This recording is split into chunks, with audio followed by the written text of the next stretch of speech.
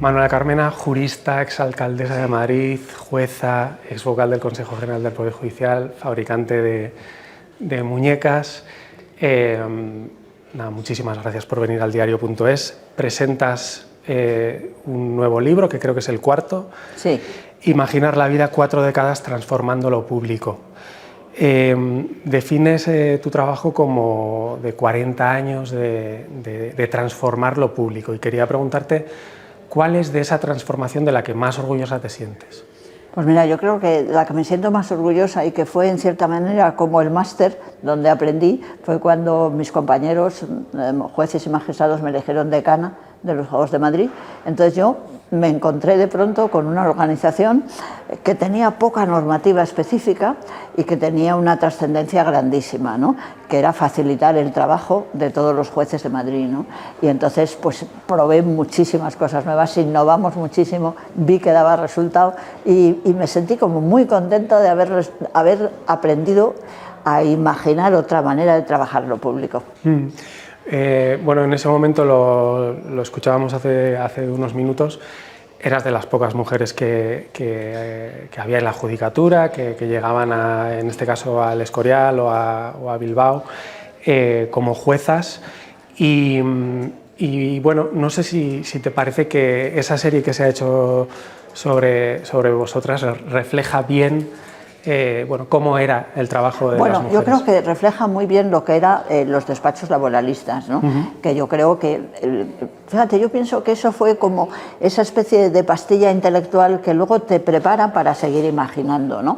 Los despachos laboralistas fue una invención, no lo sabían, nos los inventamos, ¿no? Y nos inventamos todo, desde, bueno, pues cosas que ya se sabe y que recoge bien la serie, ¿no? Pues como el hecho de llevarnos a los niños allí, que teníamos como, bueno, a su vez también de buscar una forma de ser útiles en ese momento los conflictos que tenían los obreros en un momento en el que no había todavía sindicatos de verdad, ¿no? Entonces esas dos sensaciones, ¿no? De hacer compatible como las vidas personales y a su vez ofrecer alternativas a lo que en aquel momento se necesitaba, me parece que fue lo que a mí me ayudó después a cuando yo llego a lo público y transformar lo público y mejorarlo. Pero en esas transformaciones o en esos intentos de transformaciones mencionas que te has encontrado con múltiples y continuas escaramuzas. Es normal, quiero decir, siempre hay una resistencia y yo creo que la resistencia sobre todo pues es muy fuerte en cuanto se relaciona con la política, más ahora. Afortunadamente cuando a mí me nombran mis compañeros de decana, naturalmente ya hay organizaciones de jueces más de derechas, yo lo cuento ahí también en el libro, que se llevan un enorme disgusto, ¿no? Pero el nivel de confrontación que había en los años 90 no tiene nada que ver con el nivel de confrontación que hay ahora, que es insoportable, ¿no? En aquel momento yo creo que había efectivamente sí politización también, en lo judicial también siempre ha habido politización, ¿no? Pero no el caso, la situación en la que se llegábamos ahora. Y eso me permitió hacer cosas, ¿no? Aunque efectivamente pues cuento allí las denuncias, bueno, pues por supuesto, ¿no? Y que siempre vas por un camino, vas innovando y al innovar siempre desmontas prácticas que muchas veces nadie sabe ni por qué estaban allí, pero protegen. A veces las prácticas consuetudinarias, como si dijéramos, protegen a quien no quiere que digamos que llegue el viento importante de la sociedad a las instituciones. Por tus palabras y también un poco por lo que he leído, entiendo que las escaramuzas han sido peores en la política que en la judicatura, o más complicadas. Bueno, en la política yo creo que a mí me afectaban muy poco, porque de alguna medida eran escaramuzas que te dificultaban el trabajo, ¿no? Y eso no valía más que para aprender y darte cuenta de la necesidad de que disolverlas, ¿no? En la judicatura algunas fueron peligrosas, ¿no? Porque efectivamente pues en un momento determinado hasta presentar una querella, es decir, que llegó hasta el Supremo, después no tuvo importancia, ¿no? Pero en aquel momento, que era mucho más joven y me sentía más indefensa, pues sí significó riesgos importantes, ¿no? Hablas también de una entrevista que te hizo Carmen Maura en 1983 en Televisión Española y cómo en ese momento, bueno, pues cambió un poco tu vida, porque a raíz de ahí empezaste a ser conocida. Eso es. ¿Con qué te quedas? ¿Qué hay de bueno y de malo de ser conocida? No sé si ahora mismo viniendo por la Gran Vía alguien te ha parado, no sé, ¿cómo lo vives eso? Pues yo lo vivo muy bien, la verdad, porque de alguna manera me gusta mucho la gente, siempre lo he dicho, me interesa mucho la gente, las personas que no conozco, pero que, no sé, que se te acercan, que ves en su expresión que hay ganas de cambiar, no sé, y me gusta mucho, ¿no? Yo creo que cuento ahí en el libro, ¿no? Esa sensación de que después de la entrevista de Carmen Maura, pues paro en un sitio buscando un hotel, no sé qué, me ven muchas, me quiero casar contigo. La primera impresión es que, sí, que de alguna manera te das cuenta que dices cosas que la sociedad necesita, ¿no? Y entonces cuando la gente te conoce porque dices cosas que la sociedad necesita y que valora, pues te sientes bien, porque dices, somos muchos para cambiar, ¿por qué no? Hubo una cosa que dijiste en esa entrevista que fue que el 23F tenía que haber, el juicio del 23F tenía que haber sido televisado. Han pasado 44 años y todavía hay papeles clasificados, documentos que no se conocen y una ley de secretos oficiales que se ha pedido reformar varias veces pero que no se ha podido hacer. No sé cuál es tu opinión al respecto, si se deberían desclasificar todos los papeles, cómo se debería reformar esa ley. Bueno, yo creo que la clasificación de los secretos oficiales deberíamos reflexionar sobre ella, ¿no? Porque ¿por qué los secretos oficiales y qué son los secretos oficiales, ¿no?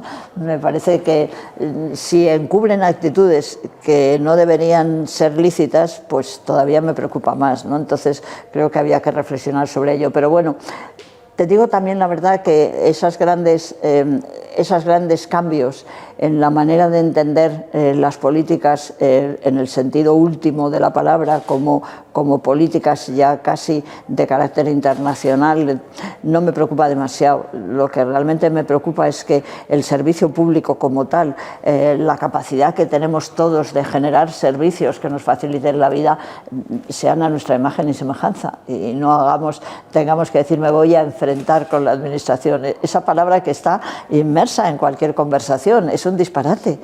¿Por qué me voy a enfrentar si la administración es mía, ¿no? Y yo creo que ahí a mí sí me gusta mucho insistir, creo que en el libro lo digo, en la responsabilidad que tiene la política, porque los dueños, los jefes de la administración son los políticos. Y yo creo que en cierta medida a la derecha la administración no le interesa porque considera que es un desastre. Yo creo que lo que hace es venderla, vamos, dársela a sus amigos y generar las enormes olas de privatización. Y yo creo que la izquierda no ha profundizado de verdad en lo que es la administración. A mí me sorprende ver en los programas de izquierdas que no hay una reflexión a la necesidad de cambiar lo público, ¿no? Estos días estoy oyendo pues eso, nuevas alternativas de los políticos de Sumar o del Partido Socialista. Yo no oigo la expresión de la necesidad de cambiar la administración. Sí, pero precisamente no, esto sería un paso, ¿no?, para cambiar la administración, reducir la burocracia para acceder a esos papeles que se han mantenido en secreto o esos documentos respecto a lo... Probablemente, no he pensado sobre ello, pero me parece bien. En otro momento del libro comentas que en los 80 se hablaba de que la justicia es un cachondeo, lo decía Pedro Pacheco, un político socialista. Y a mí me parece que la frase sigue teniendo muchos adeptos. ¿Por qué? Pues mira, sigue teniendo muchos adeptos porque, entre otras cosas, yo creo que es, no sé, muy burocrática y además muy encerrada en sí mismo. Y una de las cosas que también cuento y que me parece muy importante es que los jueces pudieran hacer efectivamente, una vez que dictan la sentencia, la ley dice que se debe decir en público y entonces, pues claro, si la sentencia son 100 folios no hay quien aguante 100 folios, pero ¿qué imagen tiene? Lo importante es dar cuenta de esa sentencia y que los medios puedan preguntar, oiga, ¿y usted por qué ha dicho aquí esto? ¿Y por qué ha valorado esto? ¿Y por qué lo ha hecho? Y que el juez se exprese hablando. No puede ser que los jueces se expresen con 100 folios. De verdad, eso es un disparate, ¿no? Y eso aleja a la justicia, hace que no se entienda.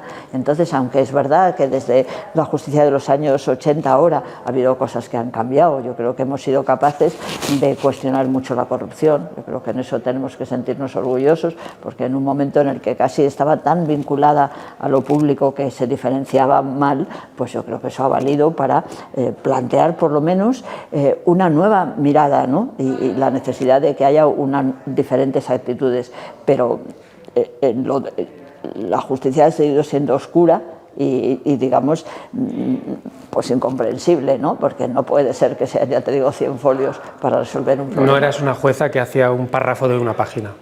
Yo era en fin, una señora me paró un día en la calle y me dijo, sus sentencias parecen recetas de cocina, y a mí aquello me pareció estupendo. Hablando de la justicia como cachondeo, que es verdad que seguramente Pacheco en ese momento lo mencionaba por una razón completamente diferente, lo cuentas en el libro, que tenía que ver un poco con la herencia franquista, etcétera. Pero no sé, hoy en día no sé si tienes una valoración acerca, por ejemplo, de un proceso inédito que se ha abierto contra el fiscal general por supuestamente, y de momento sin tener pruebas claras, haber filtrado un correo electrónico para desmentir un... Yo creo que es absolutamente inaceptable.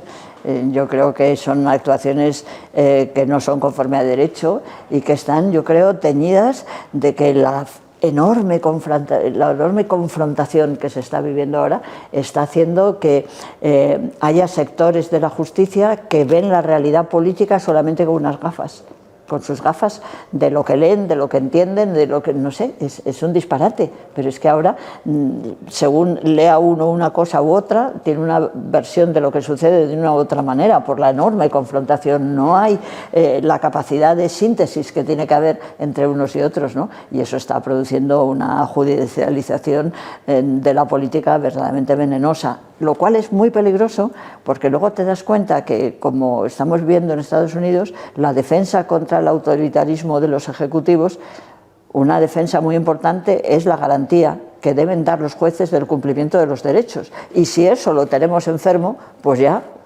estamos en una situación muy problemática y que hay que estar muy preocupados, ¿no? Entonces yo creo que el control de la administración por parte de los jueces es muy importante, pero hay que hacerlo de otra manera, como se hace ahora. ¿El concepto lawfare no te molesta, el que se hable de ello? ¿Crees que existe? Me parece que son de esas cosas que se empieza a hablar, pero como no se analiza en profundidad, pues al final acaba siendo una etiqueta más que no nos ayuda a ver lo que sucede, a analizarlo para resolverlo. Lo digo porque muchas veces se habla como un fenómeno que se da cuando la izquierda hace leyes o cuando los partidos progresistas hacen leyes. Y no sé si crees que todavía hay una parte de la judicatura que se resiste a aplicar leyes solo cuando han sido normativas que han sido aprobadas por gobiernos o por mayorías. No sé, yo creo que desafortunadamente el legislativo no funciona como debería funcionar. Se hacen muchas leyes que son innecesarias, muchas leyes que están poco discutidas. Volvemos a la burocracia Sí, pero mira, a mí me parece sorprendente que la página del Congreso de los Diputados sea una cosa incomprensible, es dificilísimo enterarse de lo que están haciendo los legisladores. ¿Cómo es posible que en pleno siglo XXI, con el desarrollo que tenemos de la tecnología, teniendo en nuestras manos la inteligencia artificial, un ciudadano no pueda entrar directamente al proceso legislativo? Y no puede decirle a los legisladores, ¿pero qué están haciendo ustedes? Ustedes están diciendo aquí un disparate, ¿no? Poder es un poco complicado, pero... No, es muy sencillo. Hace tiempo hubo una cosa muy bonita, un programa que se llamaba Quorum, que hizo un chico Matías Son, que es un informático estupendo, y era la posibilidad, eso surge pues en torno a finales de los 90, yo creo, y es la posibilidad de que tú te dirijas directamente a los senadores y congresistas interpelando respecto al proceso legislativo. No se ha querido hacer nada de eso. La actividad legislativa no tiene ninguna estructura de participación ciudadana, ninguna. Y a veces ocurre algo tan escandaloso como es el que una ley por iniciativa popular, que tendría que haber sido acogida con entusiasmo por el Congreso, pues ha sido admitida a trancas y barrancas y ahora mismo parece que se ha llevado al armario de no quiero saber nada, porque es una vergüenza, es una ley llena de sentido común.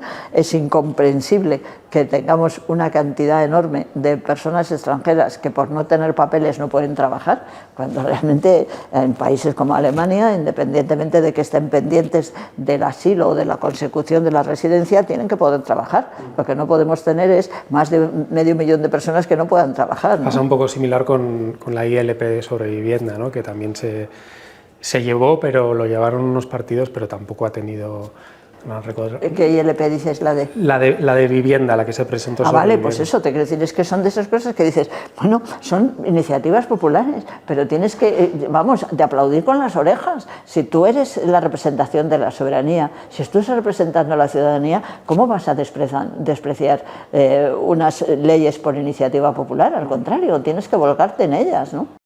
Por terminar, con dos preguntas breves con la etapa de la judicatura. Como exvocal del Consejo General del Poder Judicial, ¿qué te parece la propuesta de las derechas de que el Parlamento, de que las Cortes dejen de elegir a sus miembros, a sus vocales? Bueno, a mí me parece una equivocación, siempre me lo ha parecido. Me gusta muchísimo, se ha publicado un libro que yo creo que se ha publicado solamente en Internet y es una pena, que es de José Antonio Elola. José Antonio Elola fue un magistrado del Tribunal Supremo que ejecutó de una manera, fusiló de una manera vil Franco cuando se pierde, cuando llegan al poder. Pues hacen esos enormes procedimientos penales y a él le hacen un procedimiento penal por considerar que había tenido colaboración con la rebelión, y este, que había sido magistrado del Tribunal Supremo con mucha responsabilidad, dice: no, la rebelión la hicieron ustedes, yo era leal a la República. Bueno, al final le fusilan de la noche a la mañana, ¿no? Él es un hombre muy interesante y tiene un libro en el que explica muy bien, vamos, tiene una serie de escritos, el que explica muy bien que la soberanía reside en el Congreso, en las cámaras, ¿no? El Poder Judicial lo es en cuanto se delega la soberanía en ellos, en los jueces, ¿no? Entonces esa delegación tiene que tener una expresión. No puede ser que por el hecho de haber aprobado una oposición te conviertas en un poder del Estado, ¿no? Tienes que pasar por la delegación de la soberanía, y esa delegación de la soberanía es un procedimiento mixto como el que tenemos ahora, por el que sea el Congreso de los Diputados el que realmente elija quién son los magistrados que deben dirigir el Poder Judicial. Lo que pasa es que eso lo hemos convertido en una caricatura. En lugar de que efectivamente se haga esa elección, la elección no es una elección, es que se reúnen los partidos y deciden cuál te molesta a ti menos, cuál te molesta a ti menos, y se hace una burla de lo que es verdaderamente la expresión democrática que tiene que tener la soberanía popular, eligiendo a quienes significan el poder suyo delegado de constituir lo judicial, ¿no? Y respecto a esto, y como una persona que tuvo que hacer esas oposiciones, ¿qué te parece la propuesta del Gobierno de facilitar de alguna manera? Pues mira, no me gusta, te digo la verdad, no me gusta porque es el momento de quitar las oposiciones. Yo creo que no tiene sentido retocar algo que en sí mismo funciona mal. Es decir, no hay que procurar que haya más gente que prepare las oposiciones. Lo que yo creo que hay que procurar es que no sea el procedimiento memorístico el que determine la posibilidad de tener la competencia después de decidir de la vida y de los elementos esenciales del ciudadano, que son lo que tienen los jueces, ¿no? Entonces yo creo que hay que hacerlo de otra manera, y una forma muy importante es que las personas que vayan a ser jueces antes puedan estar haciendo de jueces, como si dijéramos, de jueces sustitutos, de jueces en prácticas, de asistentes de los jueces, un poco lo que pasa con los médicos. O los periodistas, ¿no? También. Claro, tengo que decir, entonces a mí me parece que hay un procedimiento, me parece mal que el Gobierno plantee algo que sabemos que no funciona y diga, no, lo que vamos a hacer es que esto que no funciona, que pueda llegar a más gente. No, lo que hay que plantear es, si esto no funciona, hagamos otra cosa. ¿Y qué es lo que hay que hacer? Pues yo creo que hay cosas muy sencillas.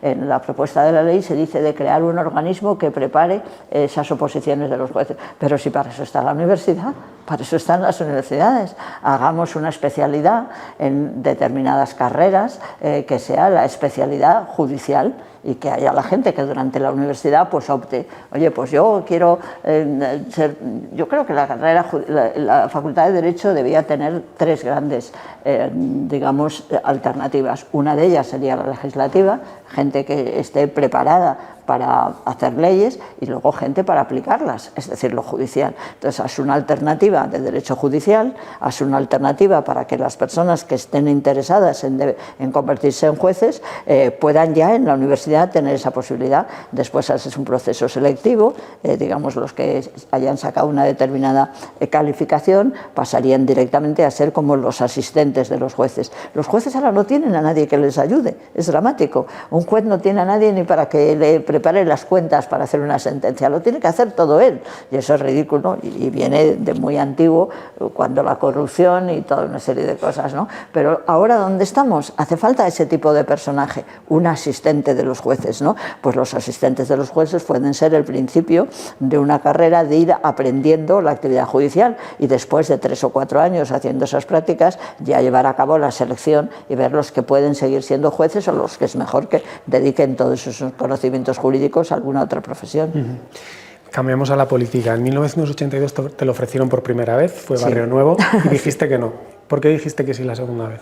Pues mira, pues yo creo que por muchas razones, porque ahora mismo, pues no sé, estaba jubilada y tenía la posibilidad de hacer alguna otra cosa, porque me sentía con una mochila llena de conocimientos y de posibilidades, porque me había traído mucho esta capacidad de cambiar lo público, de hacerlo diferente, porque me pareció que se podría hacer desde un ayuntamiento pues cambios muy sustanciales para mejorar la vida de la gente, y bueno, pues porque también tuve un poco la sensación de que parecía que otras mujeres que tenían una trayectoria parecida a la mía, pero que estaban muy vinculadas en posturas muy conservadoras, como era Rita Barberá o como era Esperanza Aguirre, pues parecía que eran las únicas que podían tener un acceso a la política, y pensé, bueno, ¿por qué nosotras no? Y yo en ese momento pues estaba disponible, y me pareció además que tuve una experiencia maravillosa. Me parece muy interesante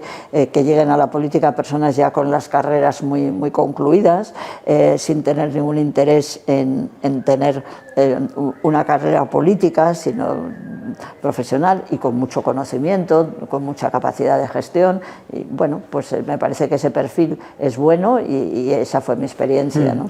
En el libro hablas de que, entiendo que a posteriori te sentiste como una especie de triunfo, de trofeo del mayor de los grupos que aunaba, digamos, ahora Madrid, y bueno, este fin de semana he leído que considerabas que eras una roja conocida, pero que si te hubieran conocido no te habrían elegido. ¿Por qué? ¿Qué es lo que no conocían y por qué crees que si te hubiesen conocido no te habrían elegido? No lo sé, yo creo que eran colectivos muy enmarcados en posturas muy tradicionales en la política, ¿no? Y yo creo que, no sé, no sabían que yo no era una persona que me sintiera cómoda en esas etiquetas, ¿no? Entonces yo creo que empezó muy pronto, desde un primer momento, ¿no? Cuando yo comenté, por ejemplo, lo he explicado varias veces, que yo no creía en los mítines, que no me gustan, no sé, sin embargo yo creo que ellos eran gente con un afán de trasladar toda su nueva ideología a las estructuras políticas tradicionales, ¿no? Y ahí es donde a mí me sorprendió, ¿no? Que fueran tan tradicionales en el instrumento, como si dijéramos, ¿no? Y hablas también de que quizás tú tenías una concepción de gobernar para todos que no viste en, digamos, los compañeros o quienes te acompañaron en ese momento. ¿Qué prioridades tenían ellos? Bueno, yo creo que hubo algún debate interesante, además, sobre si se debe gobernar para llevar a cabo las políticas que ha diseñado tu partido, o se debe gobernar para todos, lo cual significa que, aunque tus planteamientos sean los que en principio están en los programas electorales y en la síntesis de los partidos, tú intentes sobre todo el que se acepten y que de alguna manera pueda haber actitudes de mediación que permitan entenderse en la sociedad en general, ¿no? Yo creo que cuando se dice gobernar para todos parece que es una frase del lenguaje puro de madera de los políticos, pero no, es una profundidad que hay que tenerla clara. Es decir, que tú no vas a llevar tu programa por encima de todo, sino que vas a intentar que en relación con tu programa se llegue a acuerdos que satisfagan a todos. ¿Crees que eso no se te ha perdonado por algún sector político? No lo sé. No lo sé. No lo digo por las críticas que hemos leído en los últimos días, precisamente a eso, ¿no? A lo que comentabas y que comentas en el libro, de que quizás estabas más rodeada de activistas que de personas que tenían, creo que dices, una profesión o una trayectoria más concreta. Sobre todo digamos, un poco planteando que me parece que hay que profundizar en por qué el activismo acaba estando tan desconectado de las políticas oficiales, ¿no? Porque esa desconexión, a su vez, te hace tener a lo mejor una gran capacidad de acción, pero no mucha profundidad de conocimiento, ¿no? Y yo creo que no pasa nada, hay que meternos a estudiar eso, ¿no? ¿Por qué desde la política se desprecia el activismo y por qué después el activismo tiene dificultades para hacer política, ¿no? Hablas, además de la burocracia, en los, digamos, problemas que te has encontrado a la hora de transformar, que era un poco con lo que empezábamos, además de la burocracia, hablabas del sectarismo. ¿Crees que es un fenómeno que solo se da en la izquierda, que se da también en la derecha, que impide, digamos, ese gobernar para todos que... Bueno, yo creo que surge mucho de los partidos políticos en los que la esencia misma es ser diferente al otro, ¿no? Es decir, yo creo que tenemos que trabajar mucho más que los unos y los otros, los nosotros. Es decir, que estamos muy acostumbrados a los unos y los otros. Yo estoy en contra de unos y los unos están en contra de los otros. Vamos a trabajar en nosotros. ¿Qué quiere decir? Que hay cosas que son interesantes en los unos y en los otros, ¿no? Y yo creo que no tener esa visión te escora mucho al sectarismo, porque vienen toda esa serie de cuestiones de decir, hombre, yo la verdad es que, en fin, no me gusta, pero bueno, son los míos, decir a mí esto me parece que, pero son los míos, ¿sabes? Tenemos que desprendernos un poco de los míos e ir mucho a los nosotros. Visto lo visto, ¿ves factible la propuesta que lanzó este fin de semana Yolanda Díaz de unificar a la izquierda en un único proyecto político? Pues no sé, me parece posible y deseable. Que estamos en un momento en el que probablemente deberíamos también superar ese concepto de la izquierda, ¿no? Es decir, ser capaces de entender, sustituirlo un poco por el progreso, ¿no? Por el progreso, por la profunda democracia, ¿no? Hacer una labor de decir, bueno, pues la izquierda, entendemos por la izquierda unas determinadas posiciones, ¿no? Pero ¿por qué no nos interesan también otras posiciones que pueden estar muy interesadas en actividades profundamente democráticas o de progreso, pero que no se identifican con la izquierda? Desde el momento que hablamos de la izquierda estamos dejando fuera a sectores enormemente creativos, positivos, de que pueden ayudar mucho a la democracia, pero que no se sienten cómodos con la etiqueta de la izquierda. En este caso la propuesta es para entiendo, una formación política, un espacio político concreto que unifique, digamos, a todo ese espacio de la izquierda. Creo que los espacios políticos hoy día o los hacemos muy, muy abiertos o no tenemos nada que hacer. Entonces yo creo que los espacios políticos deben ser muy, muy abiertos y que permitan mucha transversalidad. No nos preocupe tanto. El que está aquí tiene que pensar así o no. Puede ser bueno, puede ser fresco, puede darnos nuevas posibilidades el tener mucha más apertura. Lo comentas en el libro también. Durante tu alcaldía, yo lo recuerdo, había días y día también en los que había portadas respecto a ti, respecto a tu trabajo, respecto a tu entorno, y lo calificas como que había que bombardear como fuera a la nueva alcaldesa de izquierdas. Y no sé, percibimos que es un fenómeno que también pasa cada vez que gobierna la izquierda digamos, en el Estado, ¿no? Le pasó a Zapatero, le está pasando en estos momentos a Pedro Sánchez. ¿Por qué crees que pasa eso? ¿Hay unos poderes con más fuerza en esos momentos para intentar desacreditar a los gobiernos que cuando gobierna el Partido Popular?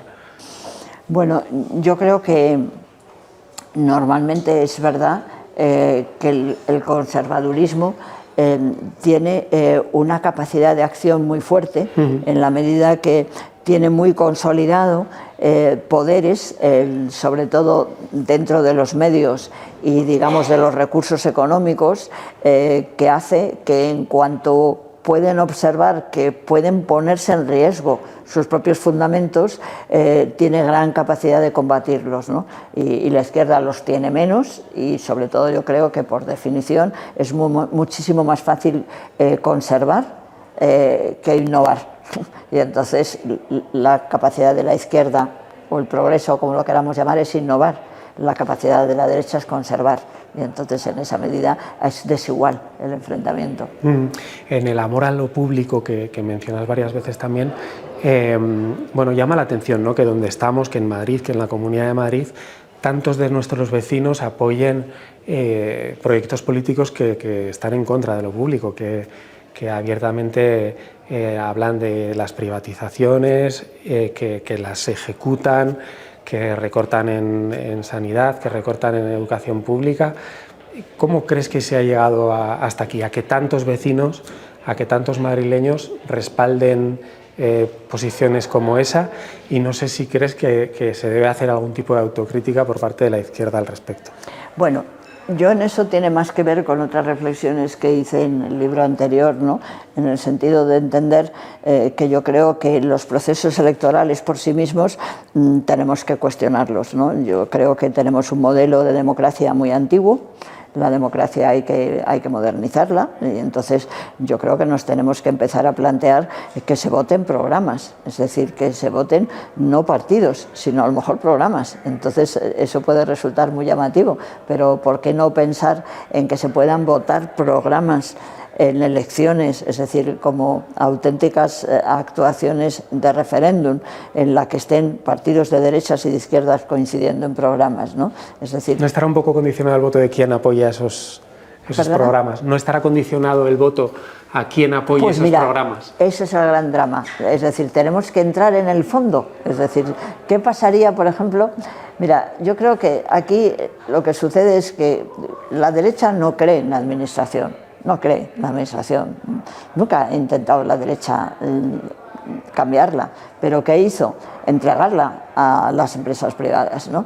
¿Por qué? Porque lo piensa así. Y si tú ahora lo analizas, yo eso analizo mucho en el libro, la administración pública ya casi hace nada, lo que hace es controlar las contrataciones. Fundamentalmente todo se contrata, es decir, tú empiezas a mirar y no se gestiona, se contrata todo, ¿no?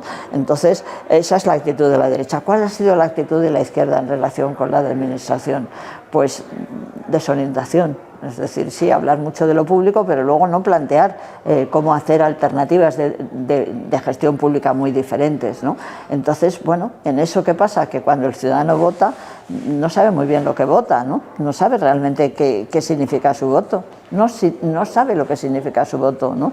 Si realmente, por ejemplo, pues se explicara lo que significa, por ejemplo, pues el plantear que ya no se van a crear más universidades públicas o se va a disminuir mucho el número de... porque hemos pensado que es mejor que se creen universidades que sean privadas, ¿no? Pues a lo mejor la gente votaba de otra manera diferente. A mí me gusta mucho ahí poner el ejemplo de lo que significó las escuelas infantiles. Nosotros estuvimos en el ayuntamiento, ¿no? Hay varias maneras. Hay una manera de decir, hagamos desde lo público escuelas infantiles, es una alternativa. Otra,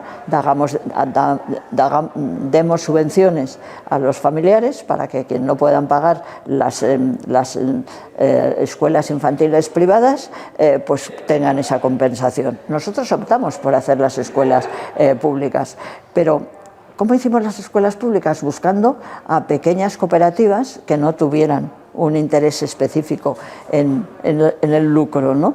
Bueno, yo creo que eso a mí me parece que es el ejemplo de por dónde debe ir lo público, pero no lo hemos explicado.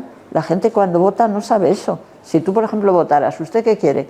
¿Que las escuelas infantiles sigan siendo públicas o que sean privadas y a cambio de eso le paguemos a usted una cantidad para que tenga una posibilidad de atenuar los precios? Sería muy sorprendente. ¿Qué es lo que votaba la gente, ¿no? Entonces sabría lo que votaba, la gente no sabe lo que vota. Vota una cara, vota una sigla, vota algo que es como el Real Madrid o el Atleti. En casa siempre se votó al PP, en casa siempre se votó a los socialistas, no sé, no se elige la gestión en el momento del voto. Respecto a la pérdida de la alcaldía en 2019, bueno, después de lo que ocurrió, etcétera, ha habido muchos que fueron sus colaboradores o que partidos con los que colaboró que le han responsabilizado de lo que ocurrió, de haber perdido esa alcaldía, con términos como que usted había puesto en marcha políticas neoliberales, bueno, que había llegado a favorecer a empresas, que no paró desahucios, etcétera. ¿Cómo encaja usted estas críticas? No sé por qué me he pasado al usted, perdona. No te preocupes. ¿Cómo encajas estas críticas y cómo las respondes? Bueno, pues por partes, yo diría, es muy interesante hablarlo y debatirlo. Nosotros, por ejemplo, en el tema de los desahucios, lo saben bien, además las plataformas de desahucios, que estuvimos constantemente parando desahucios como se deben parar, no haciendo actos públicos en la calle, sino gestionando y haciendo lo imposible porque casi nadie se quedara en la calle, ¿no? Yo creo que es una experiencia interesantísima, ¿no?, la que tuvimos, pues gestionando como yo creo que hay que gestionar, pues hablando con unos y con otros, y para intentar que no se llevaran a cabo los desahucios y que si se llevaba tuvieran alternativas, ¿no? Bueno, y que también había una cuestión de competencias, ¿no? No de competencias, al contrario. Nosotros desde un primer momento yo quise que todo lo relativo a la vivienda estuviera en manos de, digamos, quien tenía la responsabilidad social fundamentalmente de los servicios sociales, ¿no? ¿Qué es lo que nosotros hicimos? Tú sabes que cuando se llegó al ayuntamiento no estaba previsto que la empresa municipal de la vivienda pudiera alquilar ninguna vivienda, solamente se permitía que las que hicieran fueran a través de venta. Entonces nosotros cambiamos el reglamento y conseguimos que pudieran ser, y sacamos a las que había, las que pudimos hacer, pero después generamos muchas nuevas viviendas que se han ido haciendo después, pero son consecuencia de lo que nosotros hicimos, ¿no? Entonces fue una política de vivienda, a mí me parece estupenda, porque fue lo que había que hacer, ¿no? ¿Y por qué estas críticas? ¿Por qué crees? Las críticas, bueno, pues porque yo creo que son lógicas que se produzcan en un contexto en el que de alguna manera, pues, no sé, se entiende otra forma, yo diría, un poquito populista y no realista de solucionar las cosas, ¿no? Para finalizar, no quería dejar de hablar de los jóvenes, es algo que te preocupa, porque has escrito incluso un libro específico sobre eso, y últimamente estamos conociendo que los jóvenes son en un gran porcentaje quienes más respaldan los discursos de la extrema derecha, de discursos racistas, machistas, e incluso de autoritarismo, a favor del autoritarismo. No sé qué crees que se puede hacer ante ese fenómeno y no sé a qué crees que se debe. Bueno, yo creo que hay una desilusión por parte muy lógica, porque yo lo he explicado ya muchas veces, la democracia hay que estar al día, hay que cuidarla, hay que analizarla, y entonces cuando la democracia no se analiza, no se cuida, pues es muy difícil que resulte lo eficaz y lo eficiente que debe ser, ¿no?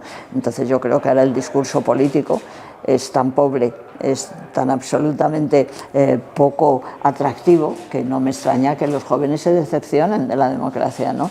Yo creo que ahí hay la gran responsabilidad de la decepción de los jóvenes por la democracia, es porque la democracia no está sabiendo renovarse a sí misma y, digamos, profundizar, ¿no?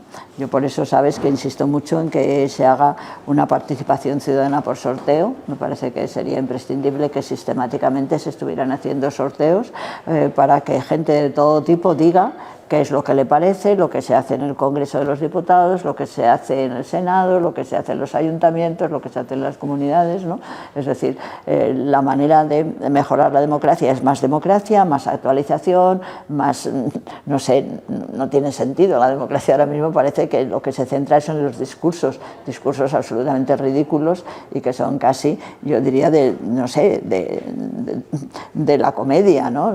Tú eres tal, tú eres cual, unas bobadas, ¿no? Cuando realmente lo que debería que haber es procesos de interlocución de esto que yo te estoy diciendo. ¿Cómo queremos hacer las escuelas infantiles? ¿Cómo queremos hacer las viviendas? ¿Qué está pasando con las viviendas que hemos hecho? Todo eso sería lo fundamental. Parece que no van por ahí las cosas, ¿no?, por parte de quienes tienen que tomar las decisiones. Bueno, no van las cosas, desde luego, por la clase política. Finalmente, para terminar, le tengo que preguntar por una persona que en su día fue muy cercana a usted, por Íñigo Errejón, que afronta una acusación de acoso sexual, que se suma también a otras que han encajado otros políticos de ese espacio, como Juan Carlos Monedero. ¿Se deben reformar los sistemas de alerta dentro de las organizaciones progresistas? ¿Se deben aplicar nuevos protocolos? ¿Cómo crees que se puede terminar con este tipo de actitudes?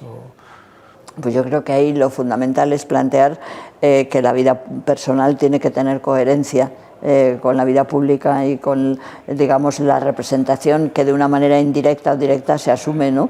Entonces, no sé, quizá más debatir la vida privada, ¿no? Más que plantear alertas muy formales y muy rígidas, ¿no? Yo creo que debe haber un discurso sobre la necesidad de tener actitudes personales que sean absolutamente concordantes con nuestros planteamientos ideológicos. Muy bien, Manuela Carmena, pues muchísimas gracias por atender al A diario.es. ti, claro que sí. Gracias. A ti.